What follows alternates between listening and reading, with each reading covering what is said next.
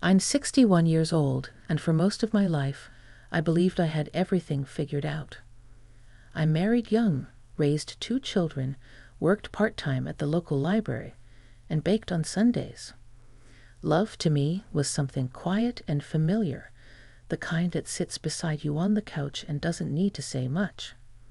I never strayed from routine, never questioned what was missing, until one stormy afternoon shattered the illusion of safety I'd built around my heart. I never thought something like this could happen to me. Please, don't make the same mistake I did. It started with the rain. That kind of heavy early summer downpour that made the windows cry and turned the street into a dark, glistening stream. I was home alone, sipping tea near the window, and watching the neighbor's hedges sway when I saw him running up the sidewalk, soaking wet, his hoodie plastered to his back. At first, I thought it was one of the teenagers from down the block, but as he got closer, I recognized him. Ethan. He was Michelle and Gary's son, the couple next door. 22, maybe 23 now, if I remembered correctly. He'd moved back in with them a few months ago after college, and while I'd seen him mowing their lawn or jogging past, we only exchanged the usual neighborly nods. Nothing more than that. Until now. He jogged up to my porch, shielding his face from the rain, and knocked. I opened the door, surprised. "Hey, Mrs. Carter," he said, out of breath. "Sorry, I was out walking. Didn't think it would pour like this. My parents aren't home, and I don't have a key." He looked like a drenched puppy. His jeans clung to his legs, and water dripped from the tip of his nose. I hesitated only a second before stepping aside. "Come in before you catch something." He murmured a thank you as he stepped into my foyer, shaking off the rain. I grabbed a towel from the hallway closet and handed it to him. He grinned as he wiped his hair. "Didn't mean to barge in like this. Just needed somewhere to wait it out." "No trouble at all," I said, trying not to stare too long. "Let me put your clothes in the dryer. You can change into something of my son's. I still keep some of his old things in the guest room closet." Ethan looked surprised, a little amused maybe, but nodded. "That'd be great, thanks." As I walked down the hall to grab the clothes, I found myself a little breathless. Not from exertion. From a strange way my chest felt tight. My husband had passed 3 years ago, and though I'd grown used to the quiet of my house, I hadn't had someone, especially a man, no matter how young, in it like this since. It made me oddly self-conscious. He changed quickly and returned wearing a navy t-shirt and sweatpants that sagged a bit on his narrow frame. "You're a lifesaver," he said, flopping onto the couch like he'd known this house for years. "Man, your place still smells like cinnamon. I used to come here with my mom when I was a kid, remember? For your lemon bars." I smiled, sitting across from him. "Those lemon bars are still my specialty." We talked for a while. Casual things. His job hunt, the weird state of the world, my garden. The thunder cracked now and then, and rain drummed against the windows like a ticking clock. Somewhere in the middle of our conversation, I realized how easy it was to talk to him, how intently he listened, how his eyes, a soft green I hadn't noticed before, seemed to rest on me longer than was polite, but not in a way that made me uncomfortable. Quite the opposite. "I'm sorry if I'm overstaying," he said eventually, glancing toward the darkened window. "Rain's not letting up." "You're fine," I said, then added quickly, "You can stay for dinner if you like. It's just me here, and I made too much soup." His face lit up. "That actually sounds amazing." And so we stayed. I set the table while he dried the dishes I'd washed earlier. We ate potato leek soup and buttered toast, and I found myself laughing more than I had in months. He was funny, in a soft, self-deprecating way, thoughtful, gentle. After dinner, we moved to the living room again. The lights were low, the kind of warm glow that made everything feel a bit slower. He sat on the rug, his back against the couch, legs stretched out like a kid again. "Can I ask you something?" he said after a long silence. "Of course." "Do you ever get lonely?" The question caught me off guard. I opened my mouth, then closed it. He looked up at me with an honesty I hadn't expected. "Yes," I said quietly. "More than I let on." He nodded, looking away. "Me too." The silence that followed wasn't awkward, just full of things unsaid. The space between us wasn't very big, but it felt charged. I watched the way his fingers picked absently at the hem of his shirt, the way his jaw clenched slightly, like he was holding back something he didn't know how to say. "I used to see you out in the yard," he said suddenly, "reading on the porch. You always looked so peaceful. I envied that."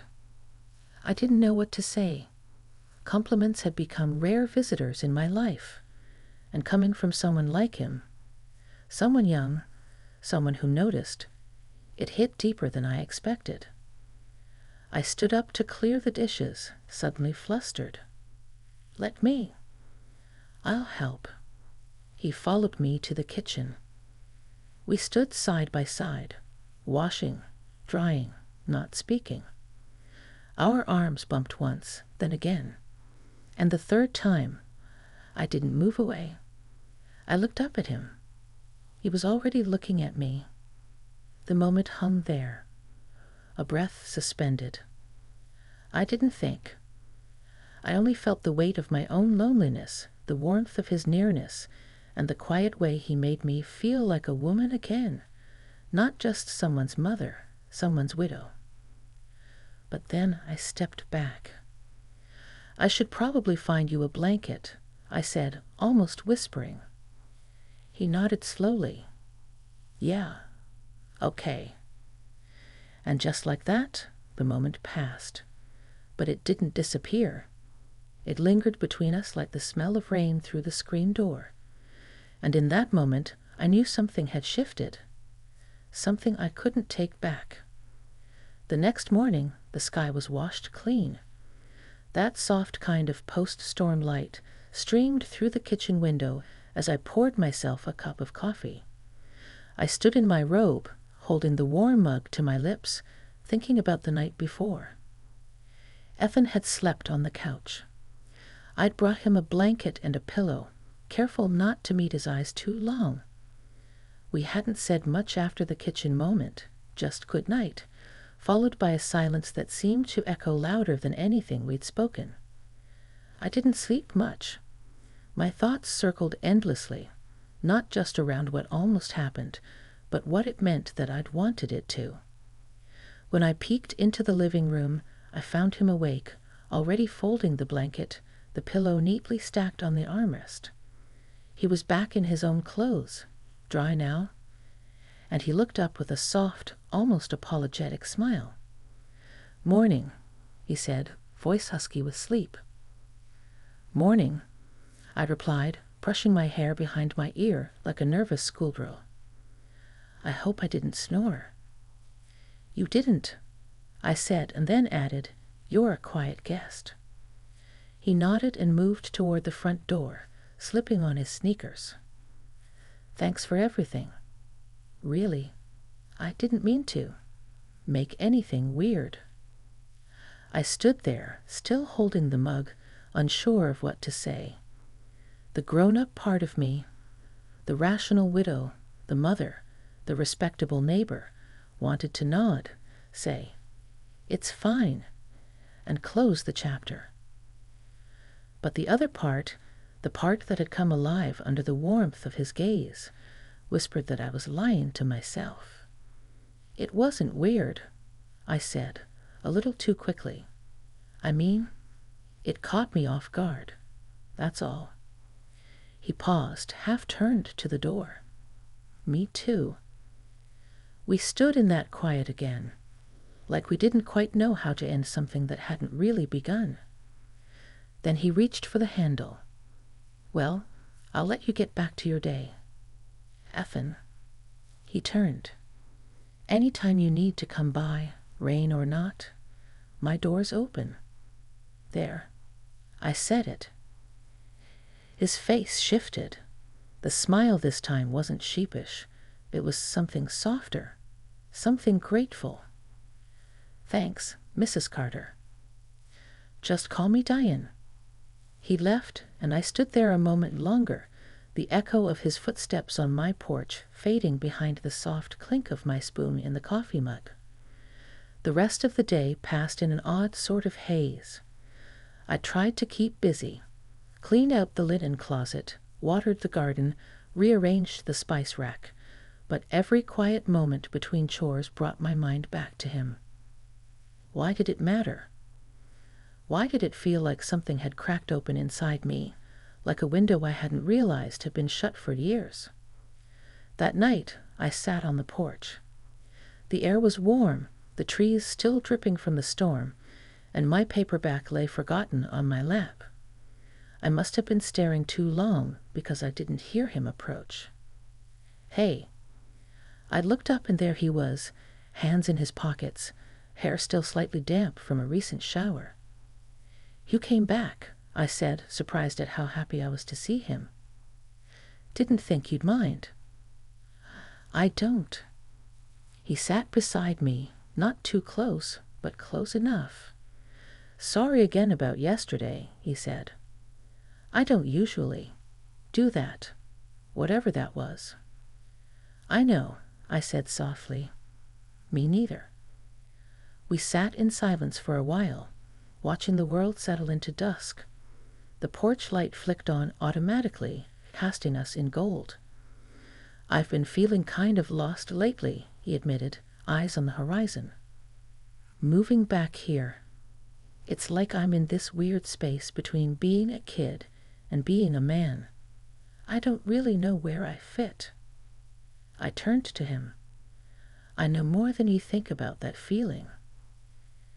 His eyes met mine, and for a second, I forgot the age difference.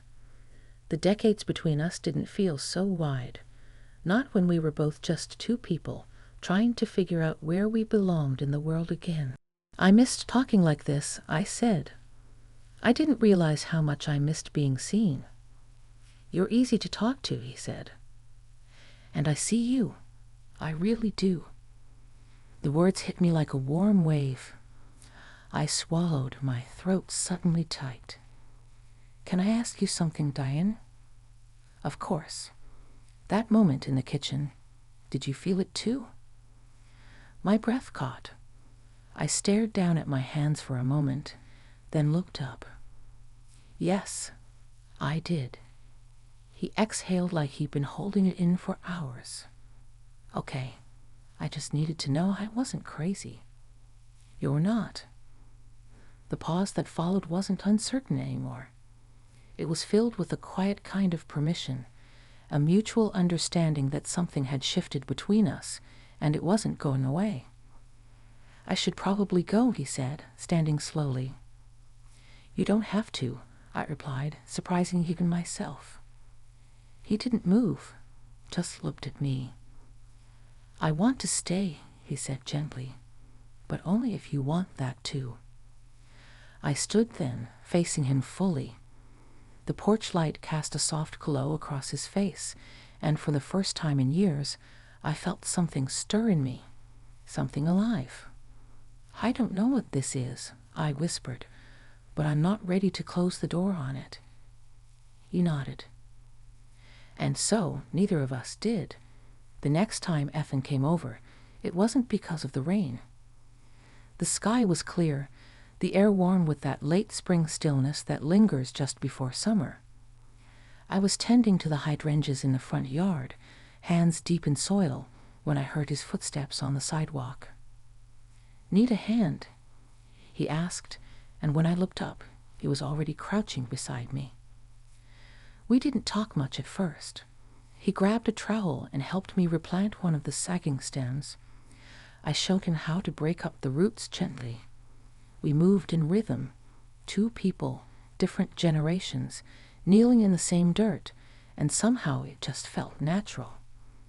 When we finally sat on the porch with lemon water, sweat glistening on our skin, he leaned back and said, "This feels right." I nodded.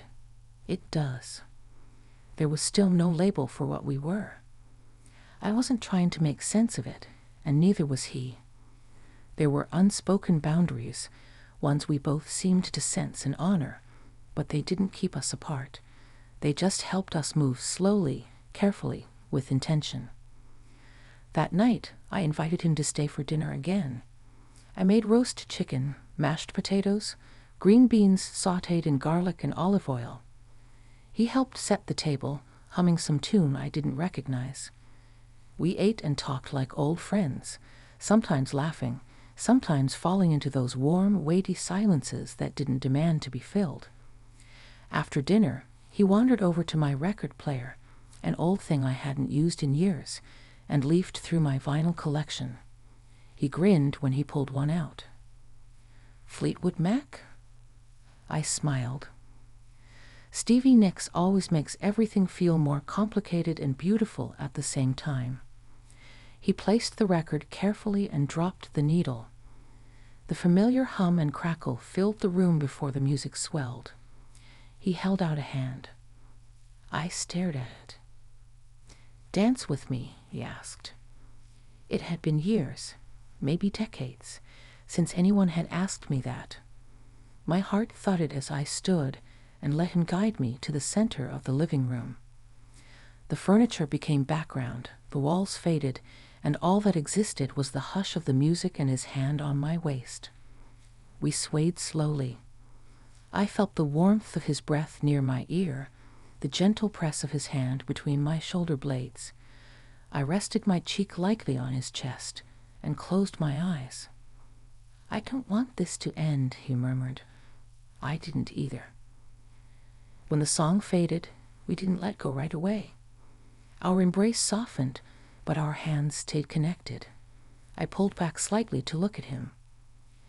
"What are we doing, Ethan?" I asked, my voice barely above a whisper. He didn't answer right away. He searched my eyes, like he was trying to find the words. "I don't know," he said, "but it feels honest." And it did. It felt unexplainable, but not wrong. I led him to the couch. We sat close, knees touching, the quiet stretching between us again, only this time it was full of questions we weren't ready to answer. Then his fingers brushed mine. I looked down at our hands, then up at his face, and I let them stay there. "I've spent so many years trying not to feel," I said, "trying to be okay with being alone. I didn't think I could. Want this again." "You can," he said gently. "You do." My heart pounded in my chest.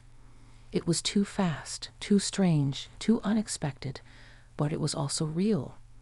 No pretending, no roles to play.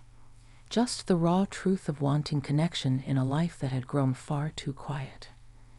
He leaned forward, not forcefully, just a question in his eyes. I didn't answer with words. I kissed him. It wasn't rushed or desperate.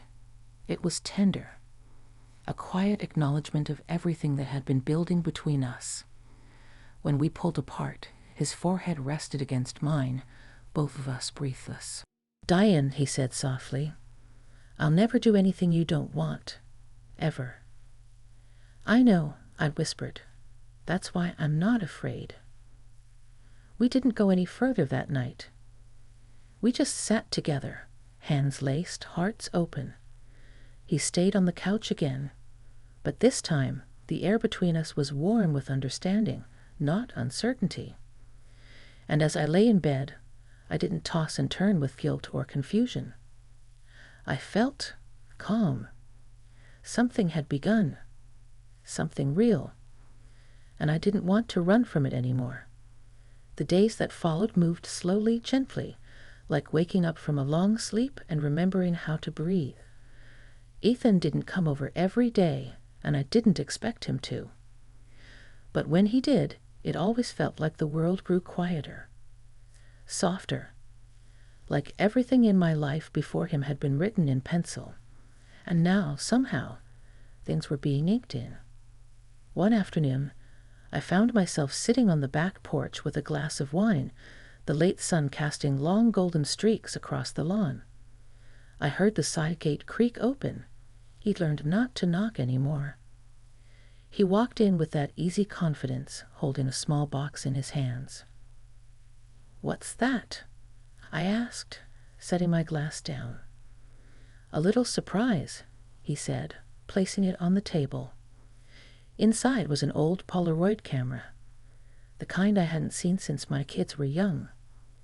He smiled as I stared at it, then pulled something else from his pocket, a new film cartridge.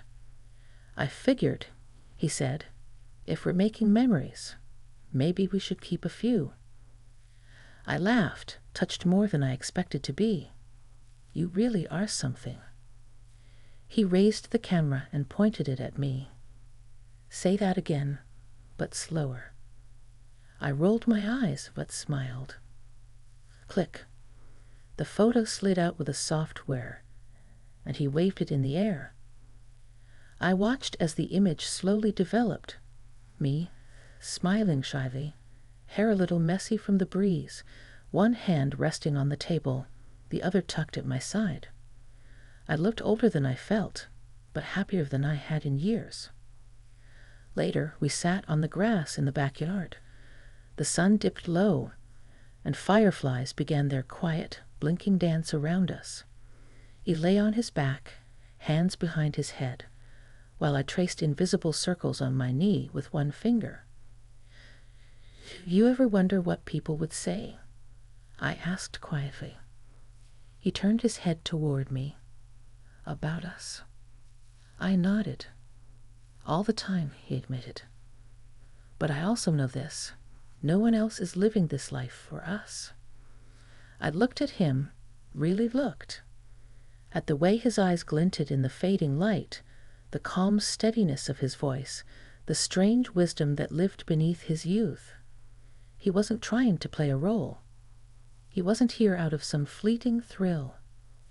He was here because he saw me, and stayed anyway.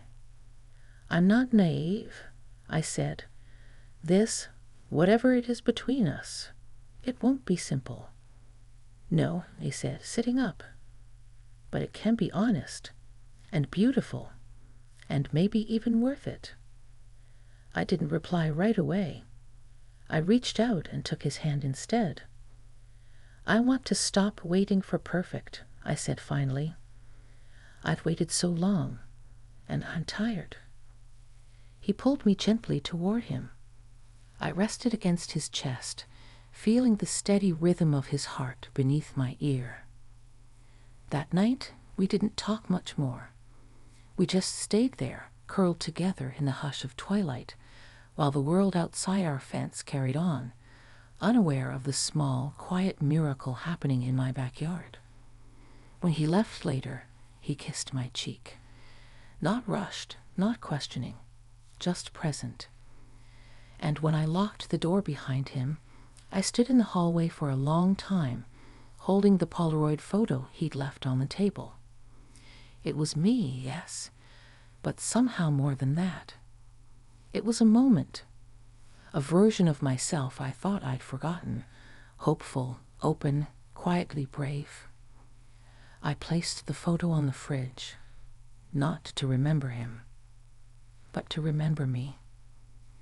Because that's what love can do, real love, even when it comes in an unexpected form.